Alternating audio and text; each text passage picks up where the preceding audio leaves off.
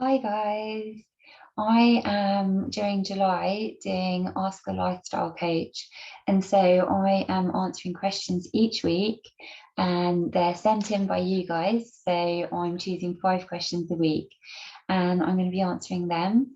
I've done a long video answering the questions, but I thought I'd do a short one because sometimes people like something a bit quicker. So if you want to watch the long video, that's up to you. But this video, I'm giving myself a challenge.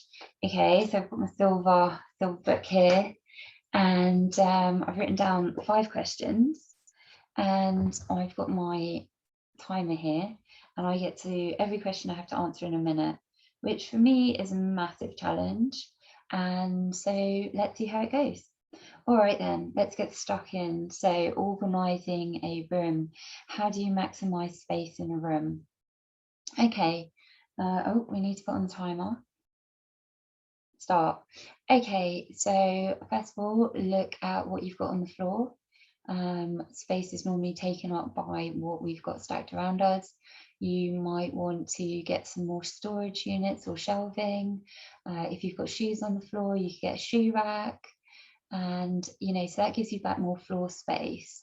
If you want to display your collection, there's certain things that you can hang on the wall, or again shelving, put it up on shelving. One of the big things for actually regaining space is decluttering and organising. So I totally encourage regular decluttering where I've got time, where you reassess what you've got out. If it's a collection, is this kind of some of the items that you're maybe not so interested in anymore, or do you want to do a rotation? And just think about, okay, pause. Okay, so we've had 1 minute, but yeah, just think about those kind of things for regaining floor space. And that's somewhere to start. Okay, number 2, how do I know if I need a coach? Okay, within.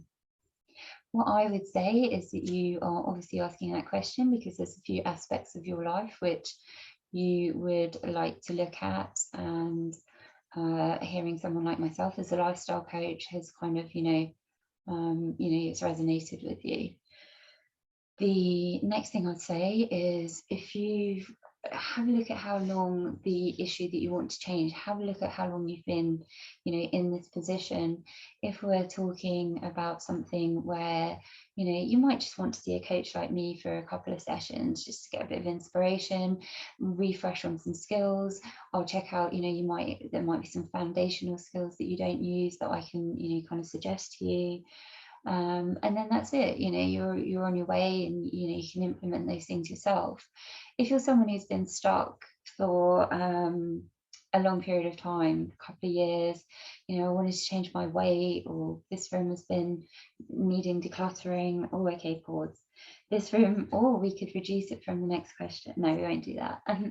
All this room has needed decluttering for ages. I think that's time to get a coach like me, because I'm not in your life for very long.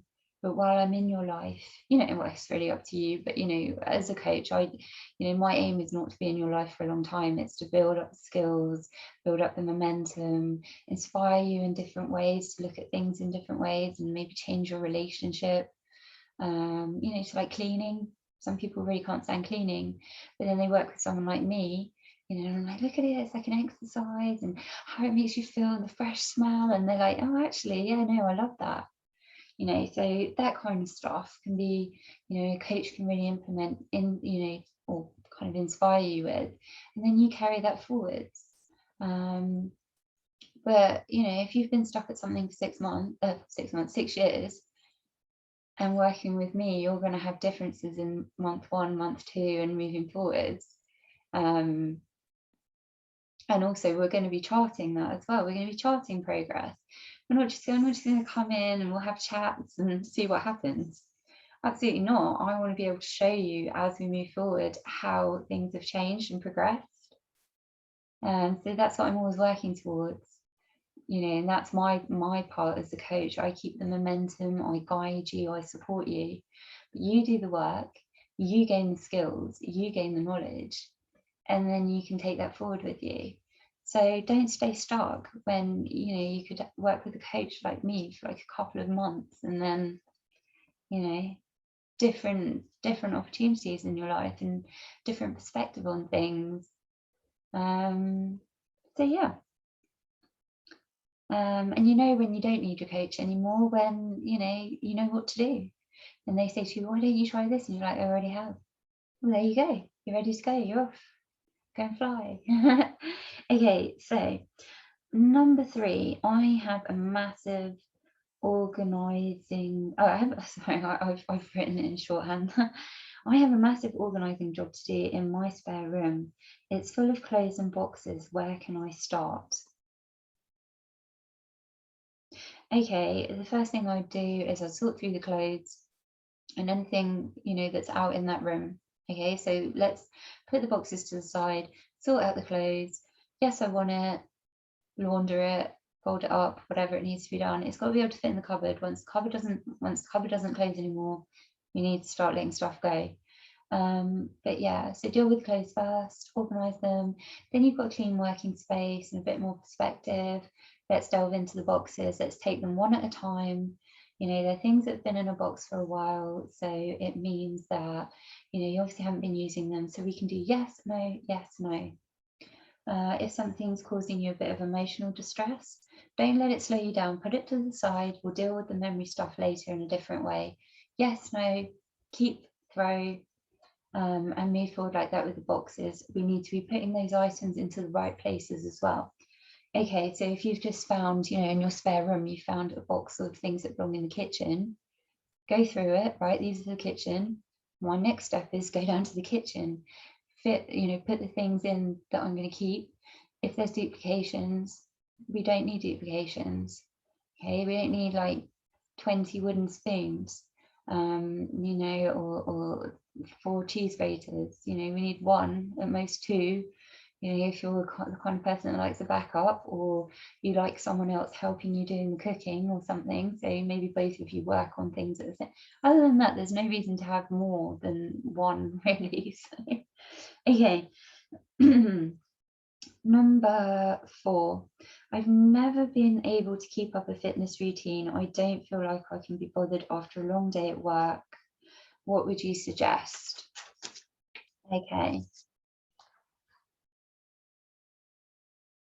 Okay, define what a routine is to you and think about how you can fit it into your week.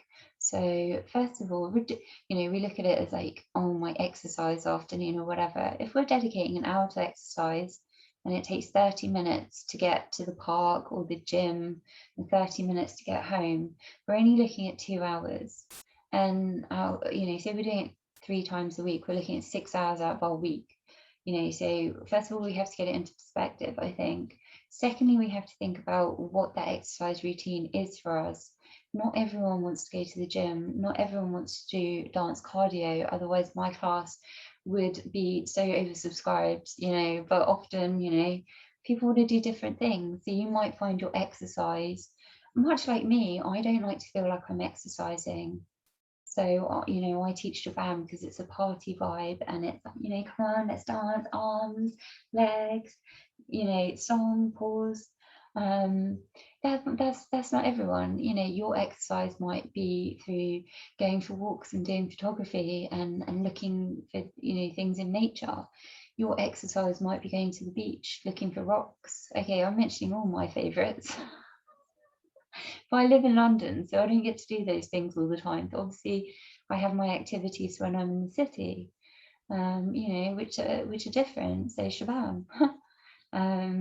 You know, I like to do writing myself, you know. So anyway, I guess what I do is, hang on, what was the question? Oh yeah, you said you hadn't had a regular fitness routine. So yeah, I mean, you've got to ask yourself the question, why are you doing things you don't enjoy? Okay, question number 5. I get intense feelings of overwhelm and have to abandon things. How do I cope with my anxiety? Okay, I personally feel my anxiety. So when I get overwhelmed, first thing I need to do is get into quiet space. I don't need people trying to influence me, telling me to breathe, anything else. When I personally get overwhelmed, I need to get out. It might be outside, fresh air, the grass, sit down, calm down, relax, get back to my vibration. So my natural vibration is kind of here. Sometimes people, I'm around them and I go here, and I can only tolerate that for so long. So personally, for overwhelm, I find that I need to find my balance again, where I, am naturally in a place where I can move forward. And the next thing I do is I say, where did that anxiety come from? Now, a lot of people will say, right, I've got over the anxiety, I'm not doing that again. No, we know that this decluttering and organising job, okay, so I've had my minute, but this decluttering and organising job is important. It's important because without doing it, it's creating anxiety in our life, and that's why we're in this position. And if we don't sort it out, we're going to keep getting into this position every time we encounter it. So we need to power through. So we need to feel the emotion, let yourself cry, let yourself feel angry, as long as you're doing it here, you're going around breaking things, but I'm angry, okay, that's waved over. Now I'm crying, okay, I'm crying. Now it's all out. Do I feel ready to go back? Yes. Should I start with something different? Should I do something a bit more simple? Yes. Should I break this job down, because overwhelm means I'm being overstimulated with too much stuff? Should I go back into that room and break it down? Or should I look at that exercise and say, well, actually, I didn't like being in the gym environment. Right. Let's do it in my garden. That's a private space. Have I got enough room in my living room? Or, in terms of decluttering. Right. Well, instead of looking at this room as a whole big space, let's get the clothes out first. Let's take the shoes out, or let's aim to clear this corner. Okay, so there's stuff everywhere here. Don't even worry about it right now. Just clear this corner. And that's where we, you have to use your emotions to your advantage. You don't have emotions and feel tortured by them and then, move on and then let them happen again, because you haven't done anything to change your environment. I think what you need to do is actually say, okay, that's how it makes me feel. I can't stay like this. I don't want to feel this.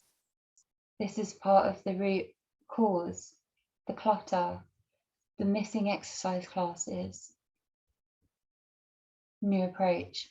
And I think for a lot of people, and it's a lot of people, they would benefit from working from a lifestyle coach and I'm only saying this about myself because lifestyle coaches have different approaches, and there's lots of people that I don't agree with. I don't agree with their style. I don't agree with the way they speak to people, and I don't think they get the best out of them. So you've got your boot camp style, you've got these people who say it's your fault, you're stupid, you're the one that's perpetuating it. That is definitely not my approach. My approach is, okay, we're perpetuating it. Why is it still going? Okay, so it's this, so we need to sort this out. Right, it's making you feel like this. Let's explore that feeling. Let's not just chuck it away and say I don't want to feel it, because you know what, if you chuck that feeling away and you don't want to feel it right now, that thing is going to trigger you again and you're going to be back to this position. So we need to do something different, and I can support you with that, and I can give you lots of different advice and guidance, or you can sit there wondering what to do and not knowing where to start. And reading, I mean, you can read so many blogs and you can watch so many videos, but sometimes having someone in the room who you're accountable to and who you give trust to, and you listen and you say, you know what, I know you're doing this because you want to help me, so I think it's really important to find someone who works with, I mean, for me anyway, works with your vibrations and your own personal rhythm. People trying to take you out of that and shock you, and it's not the way I work. But there's plenty of people out there, and for some people it works. For some people, they just need, they physically, they just say, I want someone to shake me. Okay, I'm not going to shake you, but that's probably why I tend to work with people who have more anxiety issues or a bit higher on the anxiety level, who can get very, very, very, ooh, and we work to, okay, so we can progress forwards. We can't work at this level. This isn't going to work. This is where we need to find ourselves. And the more we practice and the more we do these things together, decluttering, organising, exercising, whatever it is, the more it becomes routine for you, the more you're like, okay, I know what that feeling is. I know what it's trying to tell me. Okay, let's do something. All right, I think I've just used up way too many minutes there. But, I sort of made my challenge until the end. Okay, so join me again for another 5 questions for, ask a lifestyle coach, but also fitness questions as well, because that's part of lifestyle. And yeah, I look forward to answering more questions.